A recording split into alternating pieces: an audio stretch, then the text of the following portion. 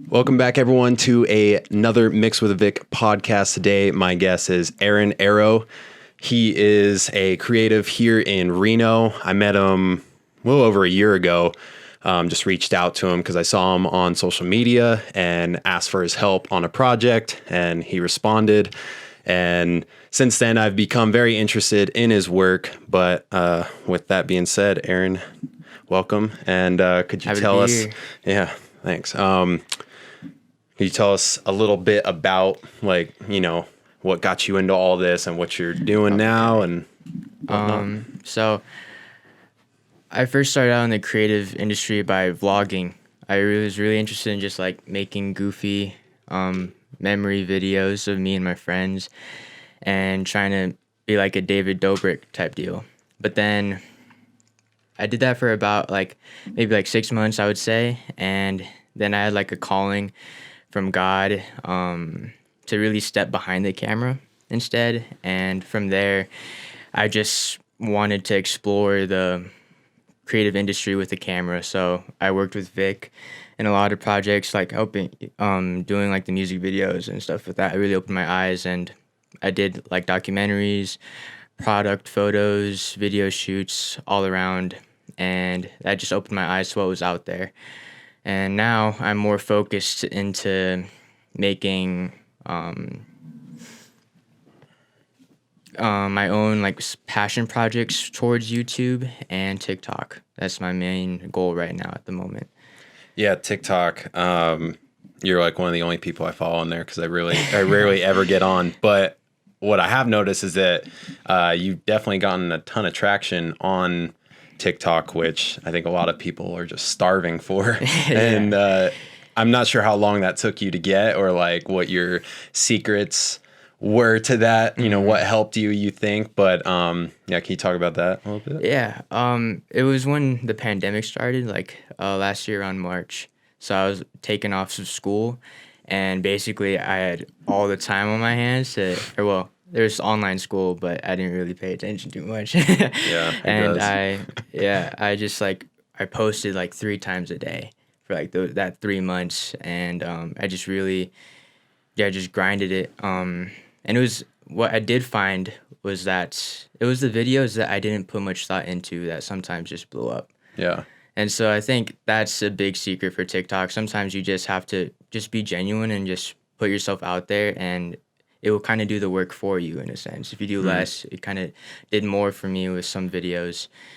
But yeah, like my videos are on there were like BTS and how-tos, but now I'm turning more into a direction of like its own content in itself, rather than showing how to make content. It's just its own piece of content that's like self-expression. Okay. So yeah. Yeah, I noticed that you did do a lot of kind of like the how-tos, which is always really interesting to see, because you can learn quick ways to do something in 15 seconds, whereas, you know, like I'm very YouTube oriented, so it'll be a couple minute video, and it's almost like a little threatening when you see it. You're like, oh my God, please don't let this be the future. It is, just because, you know, it's like, that's not what I want to do, but it seems like that's what people love. But you know, I remember seeing one of yours. Was it with a laptop or a mirror, using like a photo background? It had some crazy. That was the first time I had seen something like that, and I was like, damn, that's fucking sick. Yeah, that's actually not original. I've seen some couple videos like that. Yeah, I've seen it like a long time ago too. Yeah, it was where I had like my laptop, and then I put a mirror on the keyboard side, and I played a Mac Miller music video. Okay. And so like those crazy like illustrations in the background with the product on top of the mirror. It's really simple. Yeah. And effective. That's something to be said, is that it doesn't even matter if you're the first one to make it. It kind of just matters who ends up seeing it. You know, like, as long as you're not like taking credit, like, oh, I founded this. This is, they call this the Arrow, you know, something like that. Yeah. 'Cause yeah, I mean, like, that would help your following, and it helps the people, you know, like, who are, trying to learn something new. Like, there's one, my old mentor, I'm not even sure if he found it, but, you know, a cheap underwater like DIY camera rig is just using a fish tank and putting your camera in there. And, you know, I see it used everywhere, but it doesn't really matter where you find it out, because like then you have that tool used. Yeah. Or at least, you know, your, what do they call it? Oh my God. Tool set. Yeah. And then, so after you tried out all these things, did you just realize you didn't like any of them, or like because I know you're taking like a year off right now. And so does that mean that you just weren't on fire about like music videos or anything like that you're just like, I don't know what I want to do? I took a year off of school mainly because out of everything, I knew the next step wasn't school. I'm not sure exactly what the next step is. I just knew that it wasn't school for me.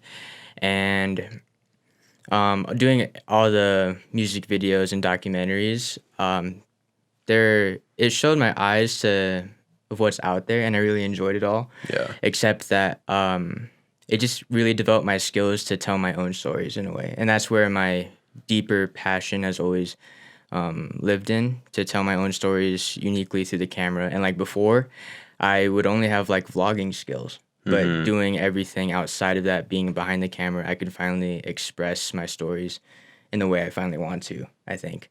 And so that's definitely a challenge though, because I think it's kind of an easier route, or more a strategical route, to have client work. But if you're just doing passion projects all the time, it's kind of hard to build that audience who wants to see. Yeah. Yeah. So when did this year off start? Was just the semester. Yeah. Okay, gotcha.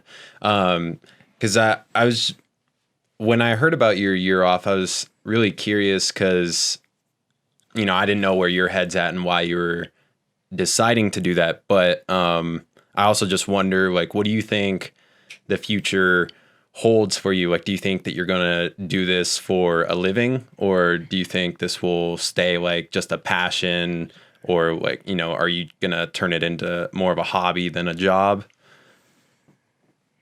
First impression is just, I hope it's something I could do full time. But right now, I honestly, it's still very open ended, because I'm taking a look at app development, and I really don't know where that's going to take me. It's it's an idea I've never really looked into, but it just sparked this year, and so depending where that goes, it's either maybe that would take me towards that route. But with what I do know is that passion for video content is really in me.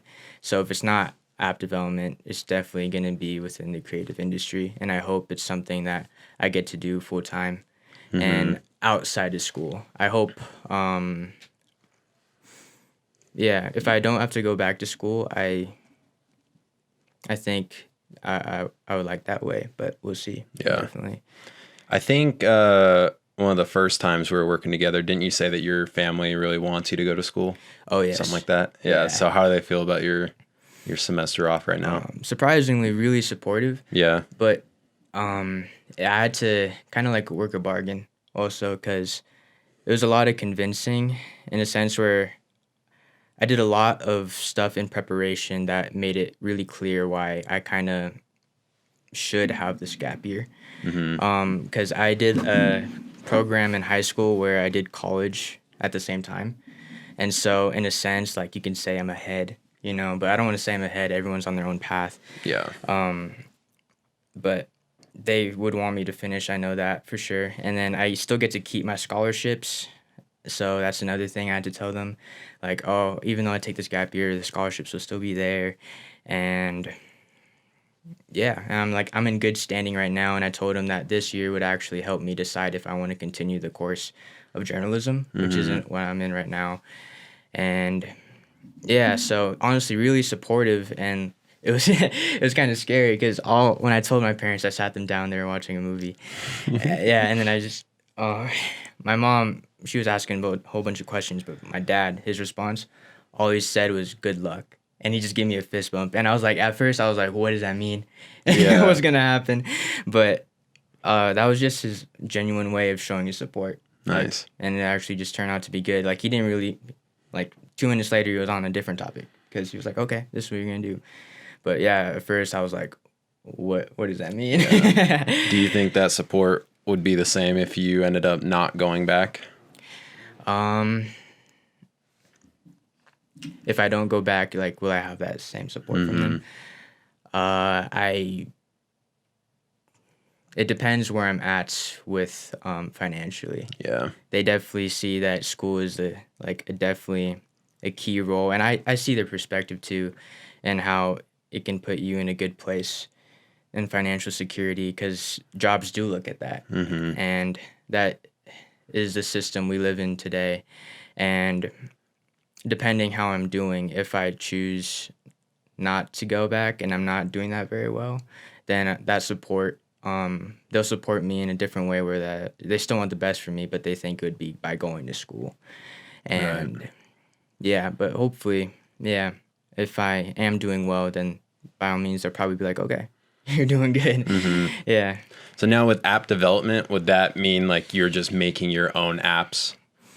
Yes. I think just one specifically in mind. Right now, I thought I had a great idea, but like just thinking about it more and more, I just kept on learning that I don't know what I'm doing.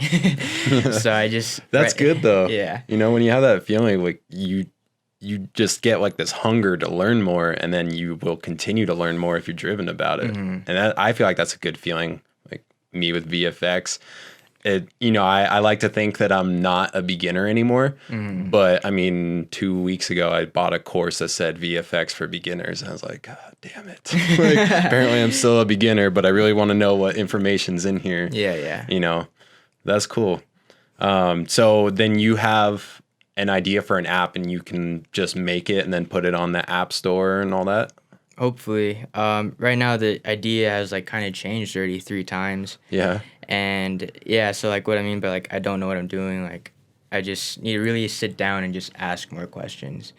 Like I think with video I have more of wisdom in the field. Yeah. But with app development I completely don't know. So I'm like having that balance of like learning in this one side and also just like walking and like striving in another. So Gotcha. So would this app be free or would you charge people money for it? depending what it is, yeah. I honestly want to talk to you about the idea. I don't know if you want to bring that up now, but We can talk about it. I wasn't sure if you wanted to share it or yeah, not. okay.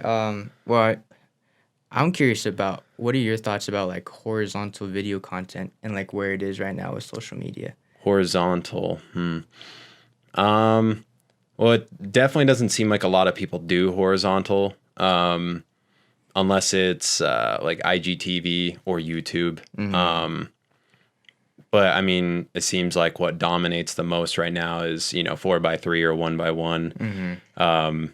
And then I feel like I've never had a solid TikTok that was horizontal. That's for sure, because then you have all this empty space going on. But yeah.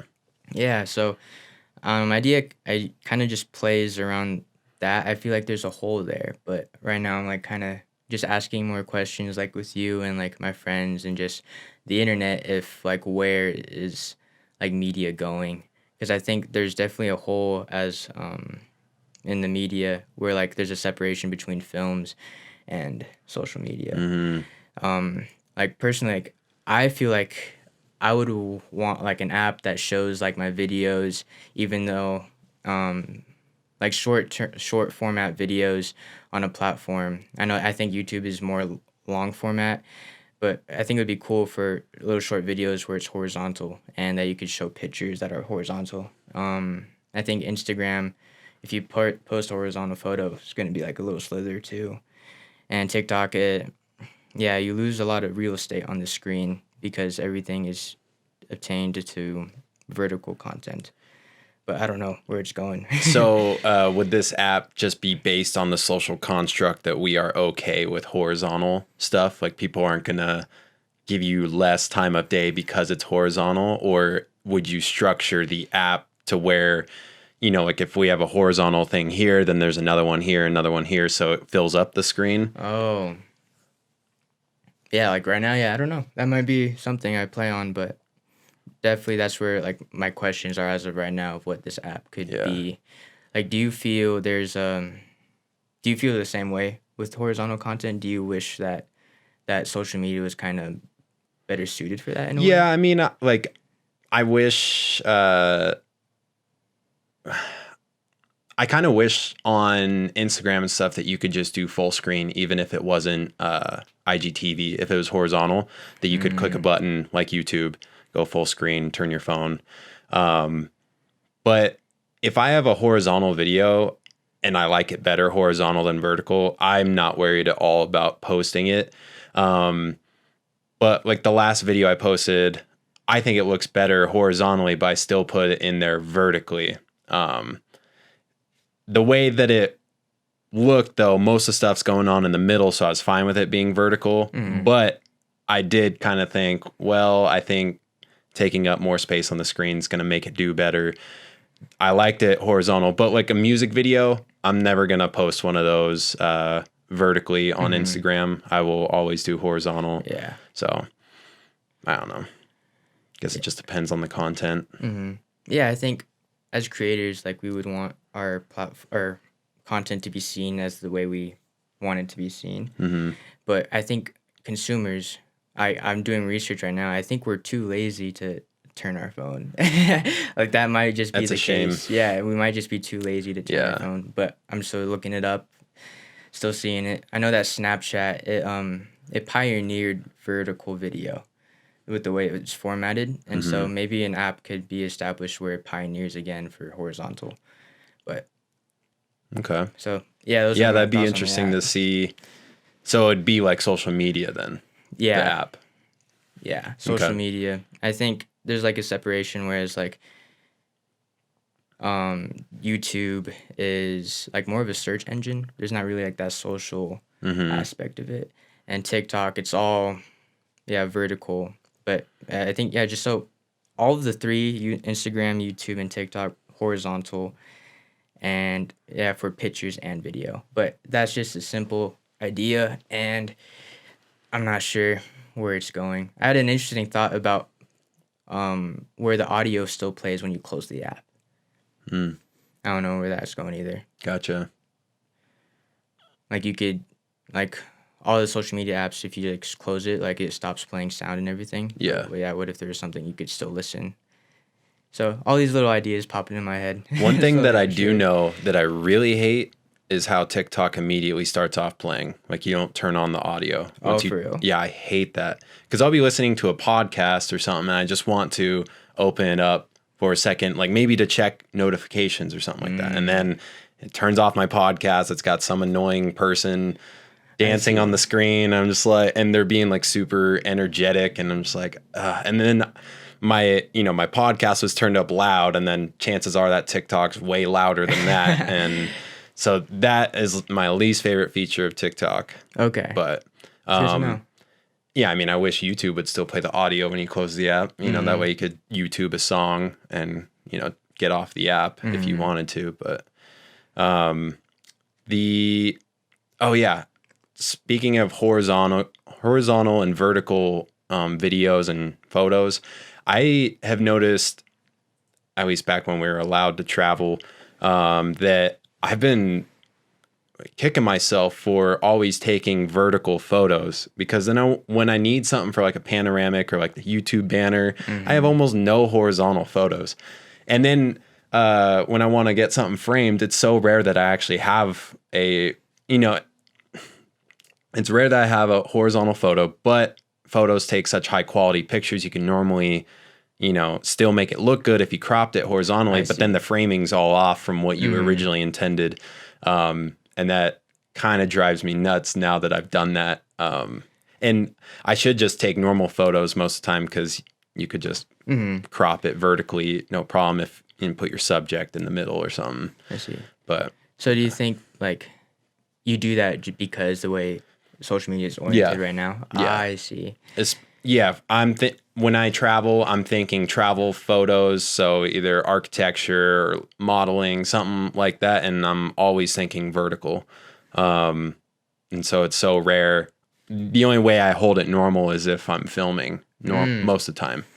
So yeah, it's very interesting. Yeah, I was thinking about that too. I feel like maybe cameras might evolve to ergonomically be shoot vertically. Yeah. At one point, but it's funny that you say that because yesterday, actually, I think it was my first time ever filming a video vertically from the get-go, because we knew it was going to be a social media post, and I was like, yeah, I'll shoot in 4K so I can crop it vertically and we won't lose a lot of detail. And I was like, why don't I just, like, when it shoots 4K, it's already cropped in. And so I was like, I'm gonna have to stand super far back if I want, to fit you just in the middle of this frame. So I just didn't stand as far back and turned my camera vertically. But that was the first time I've ever done that. And honestly, if I know it's gonna be for a social media post like that, I'll probably do that in the future. But like this one was, for a shoe company. And so it's like, I know that they're going to want vertical because everyone, I think the consensus is vertical is hip. So yeah. Interesting. Yeah. So app development, like, how did you even figure that out? Was it from school or? It was just, my own time, just over break. I did like fasting for, in Christianity we fast. And so with my time with God, he gave me this random idea. I could tell you this, like, of how much it evolved. So my first idea was called, it has to do with the butterfly effect. I don't know if you know about that. And it was basically an app that can track that.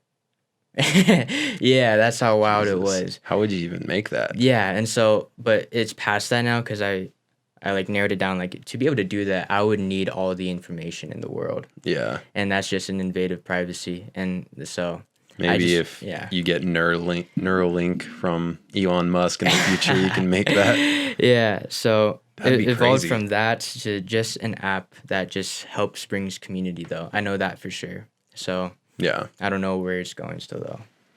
But yeah, that was a big idea of attracting the butterfly effect of how everything falls into place. So during this time, this year off, are you picking up your camera at all? Are you doing anything like that? Yeah, I'm still trying to pursue YouTube and TikTok. Do you have a YouTube channel right now? Yes, I do. And do you normally post on there, or is it just whenever you have a video you put up? I'm trying to be more consistent right now. I think where I'm going right now is app development. I'm learning, and then the idea of how am I going to finance this whole app and whatever. So maybe through YouTube and TikTok, I'll be able to, where in a field where I do know where I'm doing, I can grow to a place where I'm financial secure, and I could use that income to finance the app side. Right. So that's my thoughts right now. Because video is definitely my passion, and I still want to pick up my camera. I definitely I'm shooting a video today. Nice. Actually. So yeah. What kind of video? It's about TikTok, where there's a trend about how you can make photo albums out of anything. I don't know if you've seen that, but yeah, you just basically people are taking screenshots of just in their camera roll and slapping that parental advisory sticker on the right side of it and cropping it one by one, saying it's a photo album. And honestly, it looks pretty cool sometimes. So yeah, I'm planning to just walk Midtown and honestly just try to make photo albums out of anything. Nice. Yeah. That's pretty cool. Yeah, that's a good idea. There's a lot of strange creativity on TikTok, things that just would have never thought of. But I think the coolest TikTok I ever saw on there, I didn't even see it on there. Jordan Peele retweeted it. It was, I'm not sure if you've seen it, but someone recreated their version of the movie Us. So he dropped his phone into the laundry basket, and then it reversed back up out of the laundry basket, and he's in a red jumpsuit. I just thought that was the coolest thing. But I mean, since that's come out, I've seen a million people do things where they drop the phone, the phone's videoing against the mirror, so you see it. Yeah, I know exactly. And so it just looks super cool because what you're seeing is perfectly centered of the phone. Just because. Well, the tracking. It was super cool, and the fact that Jordan Peele That would blow my mind if he reposted anything I made. He's got to be one of my favorite directors of all time. Just such a beast, man. Good at everything. Mm-hmm. That's awesome. So you're doing that and you're putting it on TikTok. So does your TikTok and YouTube go hand in hand, or are they completely different types of content? I'm trying to make them go hand in hand. I want to know your thoughts about this too. Sometimes the only reason I'm making this album cover video is because I know it's a trend. And like I don't know how you approach it, but I feel like we need to sometimes go with what's trending to get their attention. And when we get their attention, then we can deliver content that we actually truly want to deliver to them. Absolutely.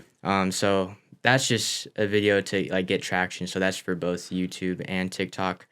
But what I really want to do is like those self-expression videos. Mm-hmm. And so that's self-expression does both for YouTube and TikTok as well.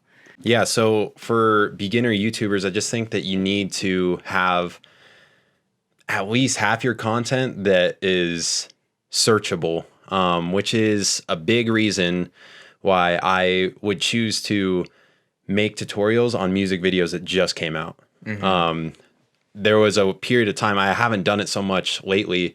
And I don't know if that's because COVID and there's not a ton of music videos coming out, but I would check YouTube every morning for trending music videos or ones I already knew of and just try and make tutorials on it, because if I can beat the other big channels in my niche to that, then I can get people who are very curious to see my stuff. And then if they see I have a catalog of other videos, other tutorials, even if it's not on something popular, they might get interested. But, it doesn't always work that way. Like as far as I know, I was one of the first people to make a tutorial on Travis Scott's Gang Gang, like Blur music video effect. It's funny because 2 days later, I saw the big channels do it. But, obviously, it's not like everyone's going to come to me for their stuff, but that's been one of my most successful videos, I think, because I beat them to it.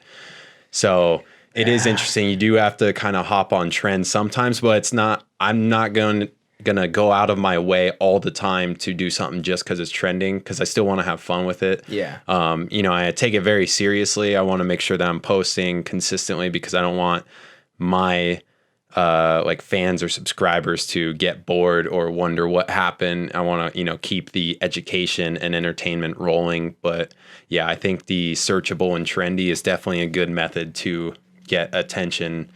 And then, hopefully they watch your other stuff and like it. Yeah, that's what I'm thinking too. Yeah.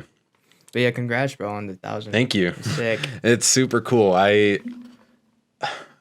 It's been such a long climb, man. Mm-hmm. But now that it's here, it feels like it's moving a little quicker than it has been. But it sucks because I thought a couple months ago, I thought that 1,000 was the mark that you could start monetizing, but it's not. That's one of two marks. You have to hit 1,000 subscribers and then have 4,000 watched hours within a year. 4,000? Yeah, and I'm only a little over halfway to that, and I'm like, you gotta be kidding me. So I'm thinking, based on my numbers right now, that maybe around October I'll be able to get that. But yeah, it's super cool, and it's not really about the money, but I would love to do this full time, and so then in that case it would be a little bit about the money, because I can't do it full time unless I'm getting paid. But it's just so fun, and tutorials have helped me a ton with what I've wanted to do. And so it's kind of cool to give that back to the people. And I just found that what I felt was a gap in my niche was quality tutorials, because they were either quality and thorough tutorials. There was a few that were like that, but it was either you would get a good tutorial, but the person never shows their face and they're just narrating what they're doing, or there's just song on the background and it's like sped up them doing the tutorial. I'm just like I can't keep up with this. I need you to explain to me what is happening. And then on the other side, like when they don't explain thoroughly, you could easily miss a step if they're gliding over something. So I try really hard to not do that. So like when I make a tutorial, it's kind of an all day thing because I figure out what effect I want to do, make sure I can do it. I do the effect, and then I normally do it again and then screen record what I did. And then I put into Premiere, chop it up to the important parts, and then I sit and take notes on exactly what I want to say. And then I film myself, and then I put it back in and edit it. Awesome. And then I have to make the thumbnail, and it takes forever. But that's the thing is like, I don't want people to be confused. Because I've been there. Like when you spend 20 minutes watching a tutorial and then you somehow missed something, and sometimes it is because they just didn't mention it, or you'll see the mouse when you go back and it like clicks the thing, but they never said you got to do this. So it happens quick, and then you missed it, and then your thing doesn't look like theirs, and then you start getting really pissed. I've been really mad at some people on there. I'm just like, it's so frustrating because like if you don't know what you're doing, you're hitting pause play like every 5 seconds so you can copy, and then hopefully you start to learn as it goes on. Exactly. So it's like, I don't want people to be frustrated with me like I've been with other people. But I mean, that hard work is slowly paying off. Like I genuinely see a very, like this channel being really big and helping a ton of people. And that's one of my top goals right now, is just to keep making stuff for people to watch and learn from, and learn myself, and then teach new stuff that I don't even know right now, so, and it's been a driving factor at propelling me to get, to get better. Cause if I feel like I've taught everything I know, it's like, well, it's time to learn something else so I can teach it to someone. There's been a handful of the tutorials that I learned it a day before I taught it, or the day I taught it. I was just like messing around for hours until I got it. And I was like, perfect, let's do it again. But yeah, that's awesome. Yeah, that brings a different perspective of like the behind the scenes. Of like driving you to learn more so you could teach it. And honestly, I gotta thank COVID for that, because it gave me months to just experiment with creativity. Because if it wasn't for COVID, like even if you're not crazy busy with client videos, having a few a month can still really take a lot of time from you. And if you're constantly working on other people's stuff, by the time, your work day is over, you're kind of tired of editing, and you're like, now I got to do more editing. Even though I enjoy this, it's now feels like work, and I don't want it to be like that. I want to unwind and play Call of Duty or something, So it's, thankfully COVID helped me there. It screwed me in a lot of ways, but not there. I just thought, I really like the idea of like filling that gap of where you found. I experienced that myself, but in a different way. Whereas like I personally see like Daniel Schiffer, I personally see Peter McKinnon as like the tutorial. Like he teaches you, and like he really mastered that and like pioneered that genre of video, and I really appreciate like all his work. But like I think that he doesn't show enough of what like he simply just creates. Like I love like when like that mountain video and like the bucket shot video. Like I feel like he should just make more things that exist. Rather than he's like king of making just motivational, beautiful films. Like you can't watch that and be like, oh, I don't feel like shooting right now. Like you watch it and you want to get out there, you want to do something inspiring like that. But yeah, I see what you're saying there. I feel like he should. I would love to see him just like make more content that just exists, rather than showing how to do it all the time. But yeah, it definitely takes time and practice. Yeah. And so I guess there's also people out there who strictly just create, and they don't never show how to do it. I hate those people. And like I don't hate them, but there's so many people out there that I'm just like, how did you do that? Right? Please show me the way. And it's just I want to like feel like the middle ground of Peter McKinnon, and like how to do that more often, and like have also like that side where you simply show the content that you can make without showing how you did it. But whenever I get a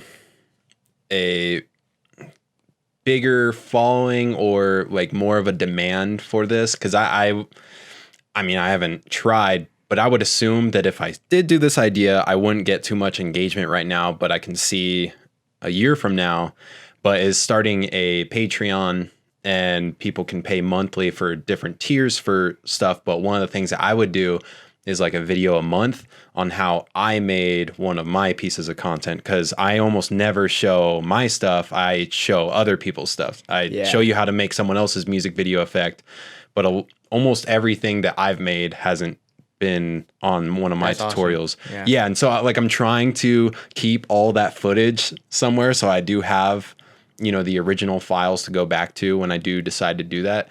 But yeah, then I'd have to figure out the logistics of that, because I've never used Patreon, so I don't know like how you would structure it to where if I've been doing that for 8 months, that when someone signs up at the 8-month mark, they don't just get all of the stuff that I've ever made. Like it needs to come out to them monthly, like it did for the people who've been there since day one.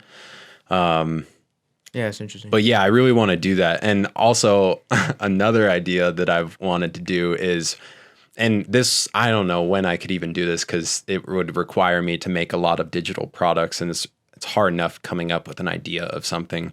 But I would love to do like a advent calendar of digital products where like every day in December leading up to Christmas, I just give away a free product. That would be sick. Yeah, I would love to do that. I just don't have enough products. I have the one preset pack, and then that's it. So I'm just like, it sucks. I just have to think of like what are things that I could make pretty quickly that would save other people time, and that isn't like copywritten stuff. Because when I was making that preset pack, it would have been way easier for me to use Red Giant's Magic Bullet to color grade, but then if they tried using it, it would just put a red X on their screen, because it's you know, like licensed or wouldn't be licensed for them. So I had to learn how to do it on Adobe, which, I mean, I'm sure you color grade on Adobe, and it's super frustrating compared to like Lightroom.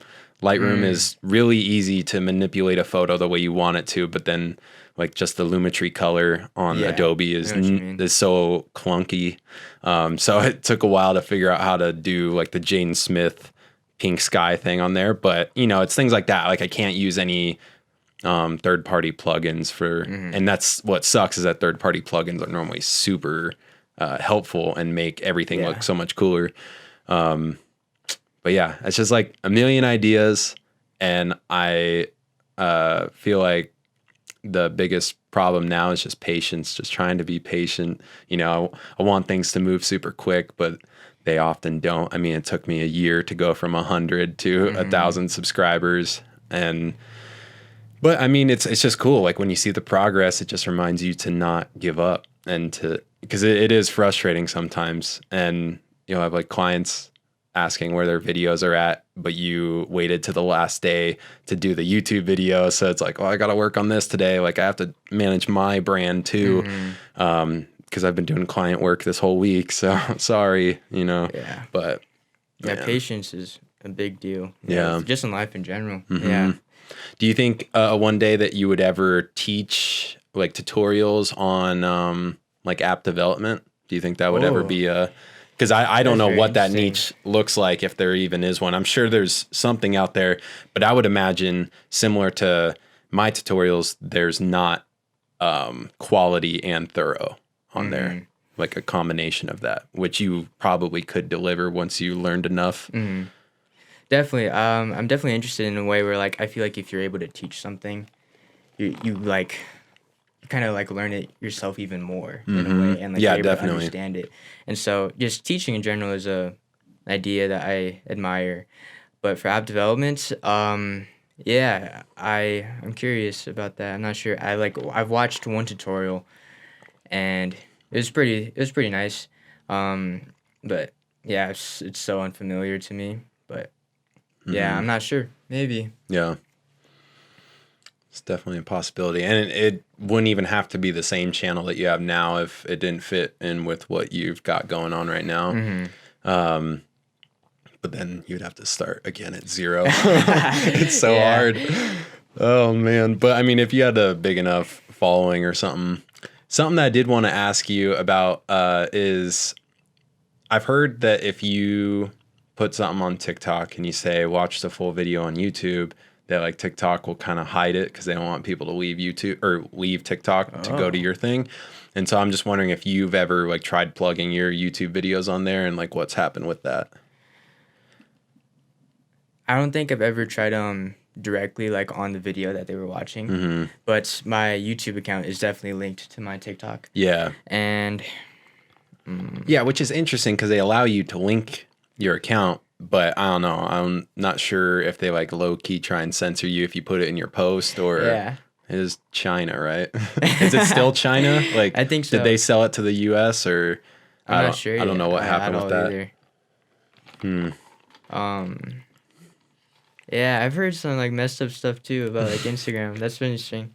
Like I heard that with Instagram, like it will push out your content more if you like close out the app because it wants to get you back on the app. It will Really? It will give you more notifications by sending it more people. So that's dirty. I know. Like, hopefully that's not true. I could totally believe it.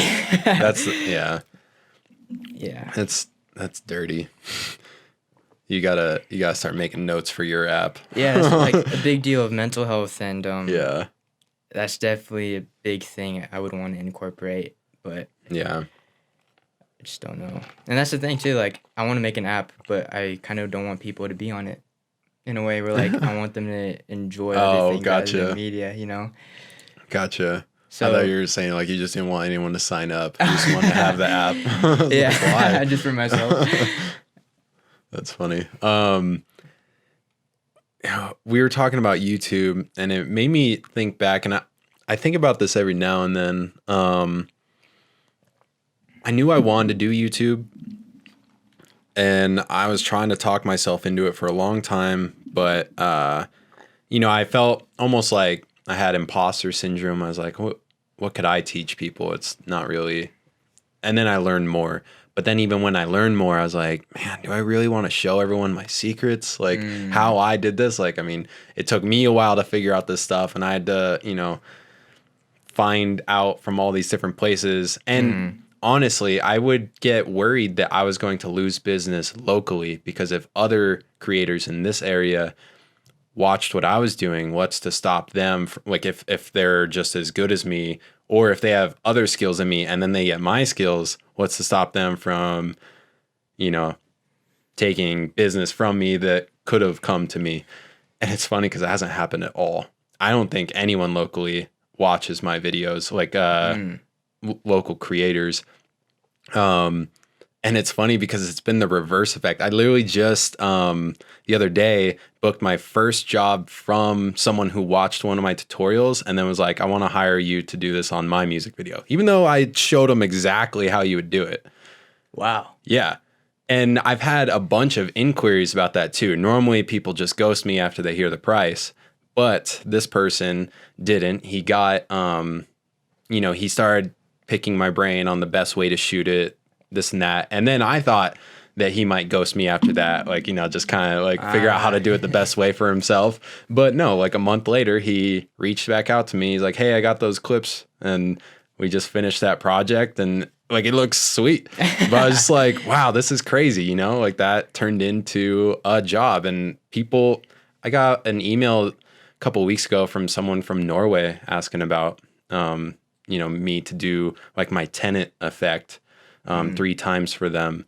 But it's just, like I said, a lot of them don't end up happening, but it's just crazy the people that you're reaching and the interest that, even though you showed them how to do it, because so many people are just like I would rather just pay you to do this. It's interesting. Yeah. I had those same suspicions about like the app. Where like, I feel like I have a great idea. I kind of don't want to share it with anybody sort of thing. But, and like, I was telling that to my friend and just reminded me, and I want to share it with you, is that I think like our hustle and grind is like what's going to separate us from anyone. Whereas like, definitely. Yeah. Our great ideas, anyone could like simply do it if they wanted to. But that's the thing. Like, I think we as creators, we actually want to, and like, that's what separates us. And that's really interesting too, to see where like, the reverse effect, and so it's definitely got me thinking of like the reverse effect for like my situation, of like whatever that could be. Yeah, it's so wild. it's just so funny how literally the opposite happened Yeah. of what you thought. And you expected the worst, but then you got the best. It's just, it's so crazy. And that's another thing too, is just because I was getting better at this stuff and then quarantine gave me time to do it. Like I've gotten other jobs just because I've shared my work on Instagram, and people will literally send me my effect and say, "Can you do this in my video?" And it's like, sweet, yeah, like, I can. I literally just did it, so I could do it for yours too. It's just so cool. Like it's starting to feel like I'm getting to the point that is like the much sought after point where you don't even have to find these people. Like you don't have to reach out to them. People start hearing about it or seeing it and eventually coming to you, which definitely gives you more leverage.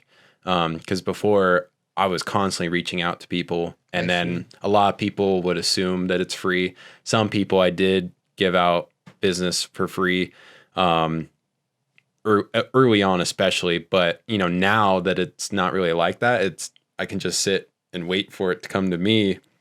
It's awesome. Dope, yeah, dude. Yeah, you work for that. That's yeah. awesome. And I don't think I could pay all my bills like that, but it's been remarkable the amount of like just random people that have been messaging me. And I think my YouTube channel is definitely a lot of the credit for that. It's so cool. And I think I'm in this point where it's like I'm small enough to be able to respond to everyone. But like just big enough to reach these audiences I would have never gotten from anything else. So that's pretty cool. That's really dope. But yeah, I can't imagine like where that will be, you know, in a year. Like what's it going to keep developing like? So do you think if you promoted your YouTube on your TikTok, do you think that those types of followers would then come and subscribe? Like, or what percentage do you think they would be? Or are they only interested in short form? I would say it would be very limited people. Like honestly, a small amount, because I've done it myself where I could honestly say like only 2 people have got me to subscribe. That I found them on TikTok and I went to their YouTube channel. Yeah. And I went to subscribe. And one of them I only really watch. The other guy, he's just there. Yeah. Yeah. So for me, yeah, I definitely hope that they would like my content and enough to go to leave the app. But yeah, I'm not really sure. What was your question? I was just wondering if like, because I wouldn't call it like the quality of follower, but like if the people that like you on TikTok would be interested in your long form stuff. Because like my, you know, YouTube has grown from 100 to 1,000, but my Instagram doesn't grow like that at all. I now get, you know, a couple new followers a week, and then a lot of people jumping ship. But I think a lot of new followers are now coming over from YouTube. But that's the thing is like, I think my YouTube's going to pass up my Instagram shortly. So, you know, it's just interesting what people would want to see. But I feel like with TikTok, it's super short form that I don't know if they would be interested. But I was just curious. Yeah, I think, there's definitely a separation. Overall, I think it's rare where one audience is going to go to the other. I think that I would have to grow separately like a YouTube audience and as well as a TikTok audience. I just think that TikTok does have an advantage in a way where it still has that option of where people can come from that place. But I do think that they're separate right now. Gotcha. Okay. Yeah, there was something else I was going to say about YouTube and TikTok. Oh, I do think before I forget like that, we can use TikTok as a leverage of like what's on there for a long format content, like the idea of using like the album cover idea. Because one of my videos, I basically the mirror one you were talking about earlier, I did that in a YouTube video, and like that's like one of my best videos. As terms of views. So I think it can be used as leverage as to see what's trending and make long-term content from that. Gotcha. Yeah. I feel like if you could make a TikTok that not only entertains them, but then entices them to see more, that would probably be like the best way to capitalize on getting people from TikTok over to your YouTube. With YouTube, that was something too. Thinking back to, the gap that I was seeing was that a lot of these tutorials are stupid long. Like there's a lot of wasted time and it drives me nuts. The only person that I like don't mind wasting my time is Peter McKinnon, just because he's earned his stripes like with me. Like I am entertained by him. Just like if it's a 2-minute Tuesday and he spends the first 5 minutes talking about coffee or nothing or an ad or like, I don't know how he fills that time so well, but he does. And then he teaches for like 45 seconds and then it's more goofing around or, something like that. I'm fine with that with him. But when I see a YouTuber and they take 3 minutes to do the introduction and then they get into the tutorial and there's just way too much fluff in it, drives me crazy. So I've like made it my goal to make them as short and concise as possible. But then I think that kind of reflects negatively on, the watch time because, if my videos are on average like 3 to 5 minutes, the average watch time will normally be between like 1.5 minutes, 2.5 minutes, which I don't know how everyone's learning so fast, but I'm sure they're probably doing like the double tap 10-second skip through my brief introduction and then like getting out before I close the video. But yeah, so then it's like, if you're making a bunch of short videos, that means you have to either have a ton of views or a ton of videos to reach that 4,000 mark. And it's just, yeah. Like, I'm not saying that I would change the way that I do things just to hit that mark, but it is something that I'm like, damn it. If I had 10-minute videos, I'd probably be there by now. But, I don't want to waste people's time. And that's one of the top comments that I get is like, I love it that you got straight to the point. This is just what I needed. I've been looking for this. Thank you. And so many people say that, like, you didn't waste my time. I'm subscribing. And it's like, yes, that's awesome. that's what I wanted to hear. Yeah, it's definitely an interesting balance of it all. Yeah. I definitely know what you mean too about like you earned it, like you earned my time, like with like some YouTubers just like get your money. Yeah. Like I'll watch this ad. I'll watch it. Yeah. That's actually interesting too. Do you care how many ads are in a video or anything like that? Do those sway you from watching? Like if it pops up in the middle of the video, does it sway you? Depending, who the YouTuber is. If like, I guess the convenience of it, if like I don't really know them, like it's so easy to just swipe out of it and go to a different tutorial. Gotcha. But where it's other people, I just enjoy watching it. I don't even think about it. I just wait and chill. But yeah, if like I know exactly what you mean by wanting to not waste my time on a tutorial. And so the less ads and like the less fluff would be for the better. But yeah, it's kind of hard. Yeah, interesting though. Like how did Peter McKinnon do that for you though? Early on in 2017 is when I was seeing Peter McKinnon all the time on YouTube. And I think my initial judgment of him was not wanting to watch because I knew he was doing tutorials, stuff like that, but I was irritated at the time in the very beginning because I felt like he was wasting my time a little too much. And then also I think I just had all this pent up anger because I freaking hate YouTube tutorials at that time. Like, because, the only time I would use it was either for that or like working on a car, and the car stuff was just god awful. But then, I've just had too many tutorials blow up in my face where I waste way too much time. And so I think I just had this like sour taste in my mouth. But then I was just like, I think I came to like him when I was on the stair stepper and I just had nothing else to watch. And I was genuinely curious about something that he was doing. And then I was like, oh, he's not what I thought he was. My initial judgments were completely off. And and then I think once you become well acquainted with his personality and if you like it, then it's not a big deal. Yeah, that's very interesting. So do you feel like you should implement that in your own style? Because I know you want to save time, but how do you think well, about that? that is the thing is like that's why I put myself in the video rather than just narrate it, because it'd be way easier for me to narrate these things, because I want people to know me as a personality too. In my tutorials, I don't waste time, but I constantly am like, if I have any other idea, I will make it and put it on the channel. It doesn't have to be a tutorial. I see. Tutorials are my main squeeze, but like, I want people to know I'm not here just to teach you. Like I'll still vlog whenever I feel like vlogging.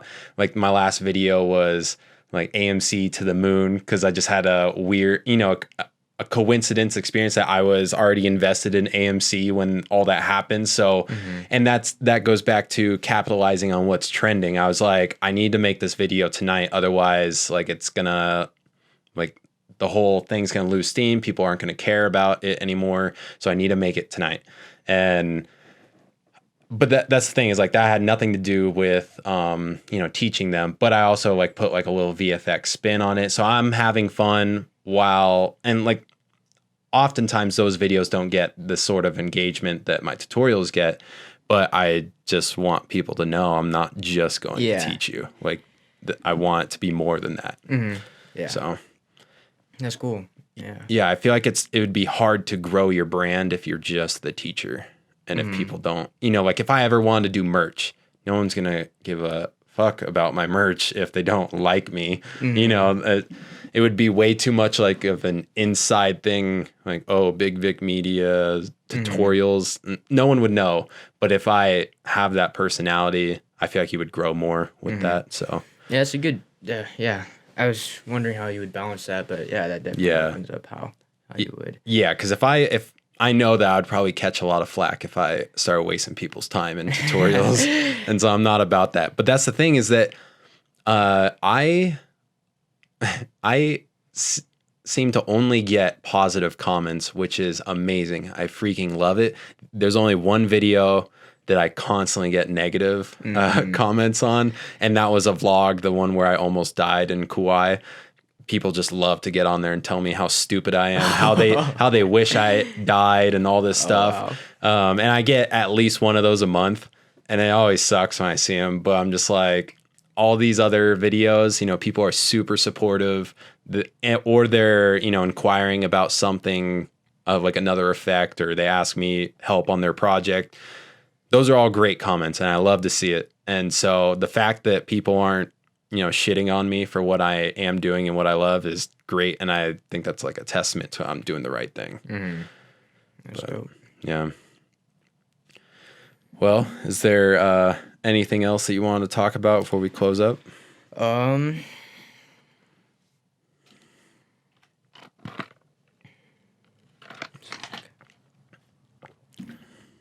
Nothing in particular. But no. Yeah. You want to like plug your YouTube and TikTok? Oh, okay. At the beginning, I'll put your Instagram handle, but I don't know if it's the same as your YouTube and TikTok. Yeah. So you guys can find me at Aaron.Arao, Aaron, and then Arao. That's for Instagram and TikTok, and then my YouTube is just without the dot. So yeah, everything is under that name. Yeah, I appreciate Big Vic for having me. Yeah. Thanks for coming. And guys, if you've made it this far, make sure you go and check out his stuff and subscribe if you like it, and maybe subscribe if you don't. Thanks for coming, man. Yeah. Appreciate it. You.